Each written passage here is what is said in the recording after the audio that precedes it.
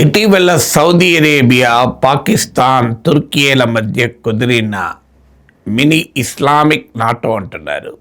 ఇది ఒకవైపు ఏమో కొత్త దేశాలను కూడా కలుపుకొని మరింత ఎక్స్పాండ్ కావాలి, పూర్తి స్థాయిలో ఇస్లామిక్ నాటోగా ఏర్పడాలని ప్రయత్నాలు జరుగుతున్నాయి. మరోవైపు ఇది కొత్త రకాల విభేదాలని, సమస్యల్ని, వ్యూహాత్మక సవాళ్లను ముందుకు తీసుకొస్తోంది.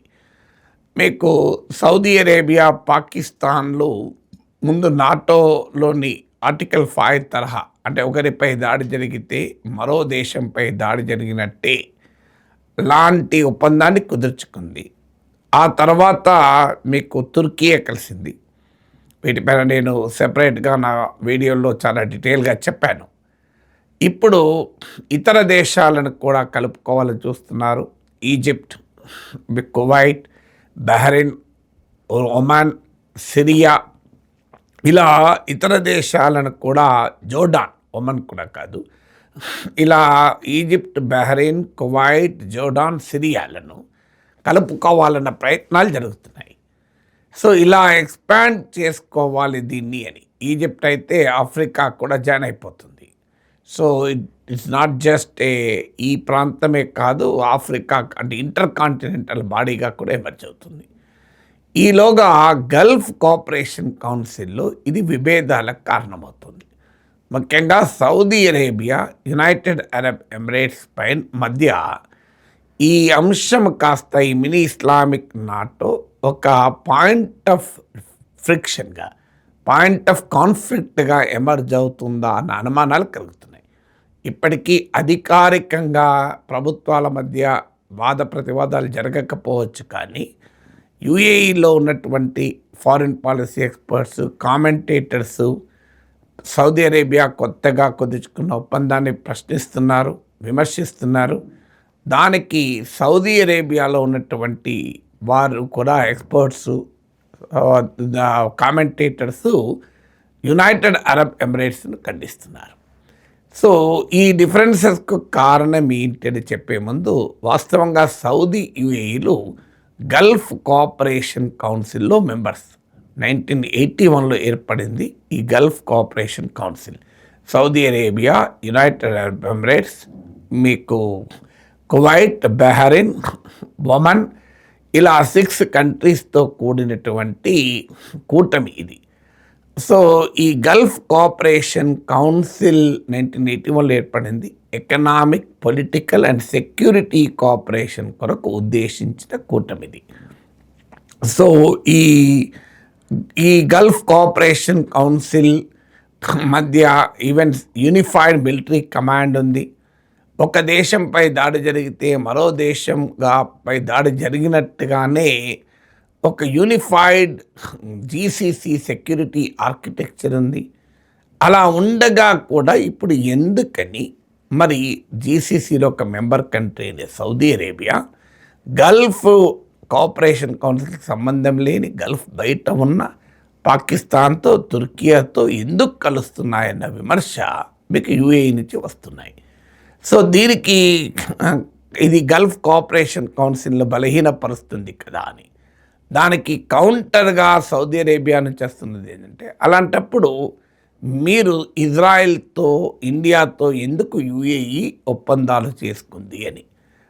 ఇండియాతో ఒప్పందము వాస్తవంగా సౌదీ అరేబియా, పాకిస్తాన్తో చేసుకున్న ఒప్పందం లాంటిది కాదు. యుఏఈ, ఇండియా మధ్య 2003లోనే స్ట్రాటజిక్ ఫ్రేమ్వర్క్ అగ్రిమెంట్ ఉంది. దాన్ని 2026లో మరింత విస్తృతపరిచి డిఫెన్స్ కోఆపరేషను, జాయింట్ ప్రొడక్షను ఇలాంటివే ఉన్నాయి తప్ప it's not a defence treaty. ఇండియాకు యునైటెడ్ అరబ్ ఎమిరేట్స్కు మధ్య ఏ రకమైన డిఫెన్స్ ట్రీటీ లేదు. కానీ సౌదీ అరేబియా, పాకిస్తాన్ల మధ్య ఉన్నది defence treaty, including extension of nuclear protection also. Nuclear అంబ్రెల్లాకు కూడా ఎక్స్టెండ్ అవుతుంది. సో అందువల్ల వాస్తవానికి విమర్శకులు చేసిన ఇండియా యుఏఈ డిఫెన్స్ అగ్రిమెంట్కు సౌదీ, పాకిస్తాన్ల మధ్య కుదిరిన డిఫెన్స్ ట్రీటీకి మధ్య తేడా ఉంది. బట్ ఏదైనా మీకు సౌదీ వర్గాల నుంచి వస్తున్న విమర్శ ఏంటంటే మీరెందుకు ఇండియాతో కుదుర్చుకున్నారని వారు యూఏఈని ప్రశ్నిస్తున్నారు. అన్నిటికీ మించి యునైటెడ్ అరబ్ ఎమిరేట్స్ ఇజ్రాయెల్తో కూడా నార్మలైజ్ చేసుకుంది. అమెరికా బ్రోకర్డ్ అబ్రహాం అకార్డ్లో భాగంగా మీకు యునైటెడ్ అరబ్ ఎమిరేట్స్, మొరక్కో లాంటి దేశాలు ఇజ్రాయెల్తో కూడా నార్మలైజ్ చేసుకున్నాయి. ఈవెన్ ఇటీవల ఇరాన్ దాడుల నుంచి తనను తాను కాపాడుకోవటానికి ఇరాన్ ఇజ్రాయెల్ సహకారాన్ని కూడా తీసుకుంది. ఐరన్ డోమ్ తరహా డిఫెన్స్ను కూడా ఇజ్రాయెల్ యూఏఈకి పంపించింది అని అంటున్నారు. రీసెంట్గా యూఏఈ ఇరాన్తో కూడా ఒక అవగాహనకు వచ్చి $300 crore ఫ్రోజన్ ఫండ్స్ రిలీజ్ చేశారు. 2 టన్నుల గోల్డ్ రిలీజ్ చేశారు. 15 కమర్షియల్ ప్యాసింజర్ ప్లేన్స్ అమ్మటానికి కూడా సిద్ధపడ్డారు. సో అందువల్ల సౌదీ అరేబియా వర్గాల నుంచి వస్తున్న వాదన ఏంటంటే, మరి నీ దారి నువ్వు చూసుకుంటలేవా, ఇజ్రాయెల్తో రిలేషన్ పెట్టుకుంటున్నావు, ఇండియాతో పెట్టుకుంటున్నావు, ఈవెన్ ఇరాన్తో కూడా అండర్స్టాండింగ్ కుదుర్చుకుంటున్నారు కదా అని. అప్పుడు యూఏఈ నుంచి వచ్చే కౌంటర్ మరి ఇరాన్తో సౌదీ అరేబియా కూడా నార్మలైజేషన్ డీల్ కుదుర్చుకుంది కదా చైనా మధ్యవర్తిత్వంతో వారు కౌంటర్ చేస్తున్నారు. ఇలా సౌదీ యూఏఈల మధ్య ఒకరిపైన ఒకరు కారాలు మిరియాలు నూరుకుంటున్నారు. అయితే ఇక్కడ ఇంకో అంశం కూడా ఉంది. ఈ 2 దేశాలు గల్ఫ్లో అతిపెద్ద ఎకానమీసు, అతి పవర్ఫుల్ ఎకానమీసు. 2 దేశాలకు కూడా తమ ఎకానమీని ఆయిల్ నుంచి డైవర్సిఫై చేసి మోడర్నైజ్ చేయాలని కోరుకుంటున్నాయి. గ్లోబల్ ఇన్వెస్ట్మెంట్, టెక్నాలజీ, ఇన్ఫ్రాస్ట్రక్చర్కు అట్రాక్ట్ చేస్తానికి ప్రయత్నాలు చేస్తున్నాయి. సో అందువల్ల 2 దేశాలు కూడా కోఆపరేషన్ అండ్ కంపీటింగ్ ఎకానమీస్. 2 దేశాలకు కూడా గల్ఫ్ మొత్తంలో అత్యంత శక్తివంతమైన దేశాలు. సో అయితే ఇక్కడ ఒక డైమెన్షన్ ఉంది. సౌదీ అరేబియా ఇప్పటికీ ఇజ్రాయెల్తో నార్మలైజేషన్ చేసుకోలేదు. ఈజిప్టు, యూఏఈ ఇజ్రాయెల్తో అగ్రిమెంట్లు కుదుర్చుకున్నాయి, కానీ క్యాంప్ డేవిడ్ అగ్రిమెంట్ అని, అబ్రహాం అకార్డ్ అని సౌదీ అరేబియా కుదుర్చుకోలేదు. వాస్తవంగా అమెరికా ప్రోద్బలంతో సౌదీ ఇజ్రాయెల్ల మధ్య నార్మలైజేషన్ టాక్స్ మొదలయ్యాయి, కానీ ఈ గాజా ఘర్షణతో అది కాస్త వెనక్కిపోయింది. అయితే సౌదీ అండ్ యూఏఈ 2 కూడా అమెరికా మిత్ర దేశాలే ఇందులో, కానీ వాళ్ళ ఇంటర్నల్ కాంట్రడిక్షన్స్ వల్ల ఈ డివిజన్స్ ఉన్నాయి. ఇక మీకు ఈ అన్నిటికన్నా ముఖ్యమైనది యమన్లో కూడా సౌదీకి యూఏఈకి మధ్య కాన్ఫ్రంటేషన్, ఘర్షణ ఉంది. యమన్లో ఇంటర్నేషనల్లీ రికగ్నైజ్డ్ గవర్నమెంట్ ఏమో సౌత్ యమన్, నార్త్ యమన్లో హుతీలు అధికారంలో ఉన్నారు. సౌత్ యమన్లో ఏమో ఇంటర్నేషనల్ రికగ్నైజ్డ్ గవర్నమెంట్ ఏమో Presidential Leadership Council government. So ఇది సౌదీ ఫర్మ్ బ్యాకింగ్తో ఉన్న ప్రభుత్వం. దీనికి వ్యతిరేకంగా సదరన్ ట్రాన్సిషన్ కౌన్సిల్ పోరాడుతుంది. సదరన్ ట్రాన్సిషన్ కౌన్సిల్ ఏంటంటే ఇండిపెండెంట్ సౌత్ యమన్గా ఏర్పడాలి. కోల్డ్ వార్ పీరియడ్లో ఇండిపెండెంట్ సౌత్ యమన్ ఉండేది కూడా. సో అలాంటి సౌత్ యమన్ ఇండిపెండెంట్ కంట్రీ ఏర్పడాలని వారు అక్కడ పోరాడుతున్నారు. ఆ సదరన్ ట్రాన్సిషన్ కౌన్సిల్కు యూఏఈ పూర్తి మద్దతు ఉంది. ఒక దశలో అయితే యూఏఈ నుంచి ఆయుధాలు సప్లై చేస్తున్న పెద్ద పడవ మీకు ఈ సౌత్ యమన్ పోర్టుకు రావడంతోనే సౌదీ అరేబియా అటాక్ కూడా చేసింది. సో దాని ఈవెన్ యూఏఈని విత్డ్రా చేసుకోవాలి మీరు సౌత్ యమన్ నుంచి అని హెచ్చరికలు జారీ చేస్తే యూఏఈ విత్డ్రా కూడా అయింది. ఒక దశలో సౌత్ యమన్లో ఉన్న అంతర్యుద్ధం కాస్త సౌదీ యూఏఈల మధ్య కాన్ఫ్రంటేషన్గా మారుతుందా అన్న అనుమానం కూడా కలిగింది. సో యూఏఈ ఏమో ఇండిపెండెంట్ సౌత్ యమన్ను సపోర్ట్ చేస్తుంటే సౌదీ అరేబియా ఏమో ఒక యూనిఫైడ్ యమన్ కోరుకుంటోంది.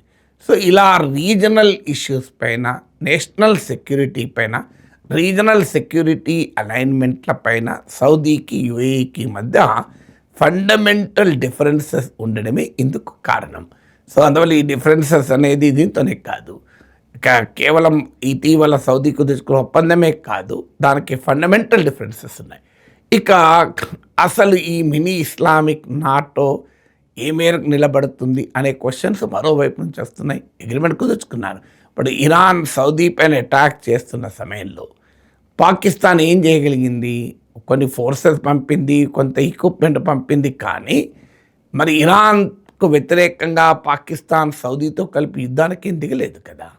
పైగా మీడియేషన్కి దిగింది. ఇక అలాగే హూతీలు ఇటీవల సౌదీ పైన అటాక్ చేశారు. మరి పాకిస్తాన్ ఏమైనా హూతీల పైన దిగిందా? ఆర్టికల్ 5 ప్రకారం నాటో తరహా ఒప్పందం కనుక attack and one is attack an all. అందువల్ల ఇది నిజంగానే ఒక దేశం మరో దేశం అలా సమర్థించుకుంటాయనేది ఒక క్వశ్చన్ మార్క్. ఇటీవల సౌదీ ఎక్స్పీరియన్స్ చూస్తే మనకు అర్థమవుతుంది.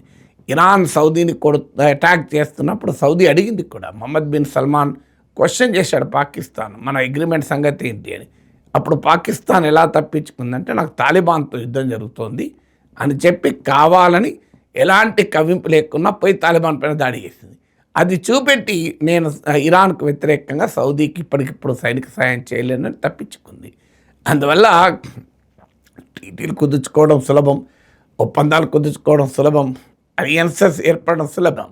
కానీ అవి ప్రాక్టికల్గా పాలిటిక్స్లో ఎలా ఆపరేట్ అవుతున్నాయన్నది చూడాల్సి ఉంటుంది.